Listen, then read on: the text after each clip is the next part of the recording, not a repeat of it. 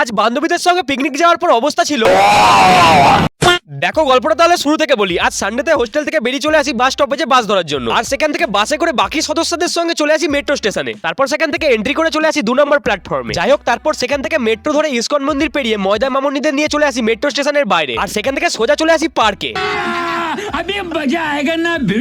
আরে না না, তোমরা যেমনটা ভাবছো ওরকমটা কিছুই নয়। আরে পিকনিক করতে এসেছি ভাই। আর তারপর ব্যাগ থেকে বের করে নিয়ে হট হয়ে যাওয়া কোল্ড ড্রিঙ্কস গুলো, আর দেখি জলজিরা না আলু কাবলিরও ব্যবস্থা করা হচ্ছে। আর ঠিক তখনই চোখে পড়ে মৎস্যকন্যা রূপী মহিলাটি দন্ত বিকশিত করে একটি অসভ্য নামের পাতা কাটছে। আর আরেকটি মহিলা ফোনে বলছে, मेरे बाबू ने थाना खाया। তারপর নিউটন লকে মাথা রেখে ফোর্স প্রয়োগ করে লেবু কচলে দাঁত কেলিয়ে আলু কাবলি বানিয়ে আমায় যখন একটু টেস্ট করতে দেওয়া হয়।